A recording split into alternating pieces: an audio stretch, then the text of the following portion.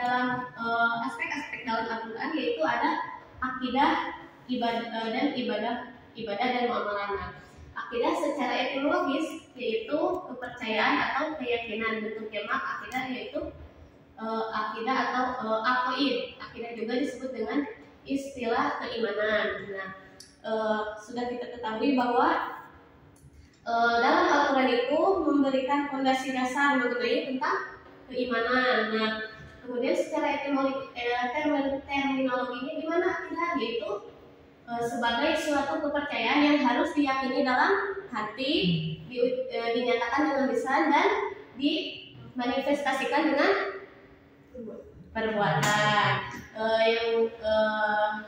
Kalau dalam hadisnya itu al-imanu ma'rifatul bil qalbi wa qaulu bil lisan wa amalu bil arkan. Iman itu diyakini dalam hati, diucapkan dengan lisan, dan dilakukan dengan amal perbuatan. Nah, mengenai tentang akidah ada penjelasannya dalam Al-Quran di surat Al-Ikhlas ayat 1-4 dan Al-Baqarah ayat 285. Nah, pada kedua surat ini kita sudah ketahui dalam artinya bahwa dalam Al-Ikhlas itu tentang keesaan kepada Allah Subhanahu wa Ta'ala. Nah, dalam surat Al-Baqarah yaitu selain tentang keesaan keimanan kepada Allah, juga memberikan tentang keimanan kepada malaikat, kitab, rasul, dan hari akhir.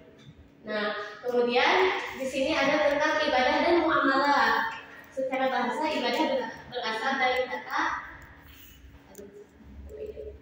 abada yang dulu, yang berarti menyembah atau mengabdi. Nah, secara terminologinya mengabdi kepada Allah dengan penuh ketundukan dan ketaatan. Kemudian muamalahnya apa? Yaitu muamalah itu mencakup hubungan manusia dalam bidang sosial dan ekonomi. Enggak. Salah. Dari sosial dari ibadah. Bagaimana ajaran Islam itu diterapkan dalam kehidupan seseorang. Kemudian di sini ada tentang akhlak. Nah, secara etimologi akhlak berarti perangai atau tingkah laku. Setelahnya, akhlak adalah sifat yang tertanam dalam jiwa manusia yang secara spontan muncul dalam kehidupan sehari-hari. Nah, di sini ada ayat Al-Quran yang menyatakan tentang ajaran akhlak Nabi Muhammad SAW. Boleh dibacakan, Kang Alam? A'udzu billahi minasyaitonir rajim. Laqad kana lakum fi rasulillahi uswatun hasanah liman kana yarjullaha wal yawmal akhir.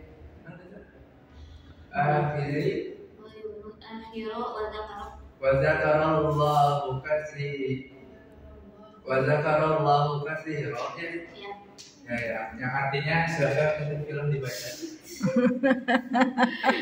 Boleh? Artinya Allah benar-benar ada suri tauladan yang baik bagimu, yaitu bagi orang yang mengharap rahmat Allah dan kedatangan hari kiamat serta yang banyak mengingat Allah. Nah, dalam surat ini contoh akhlak itu, contoh akhlak yang positif yang baik itu berkiblat kepada Nabi Muhammad SAW. Dalam sebuah cerita, ketika ada orang yang buta yang selalu menghina Rasulullah SAW, tapi Rasulullah tidak pernah menganggap orang buta itu sebagai musuh. Ketika mencaci makinya, malahan Rasulullah SAW memberikan makan tiap hari kepada orang buta itu, bahkan menyuapi si yang buta tersebut.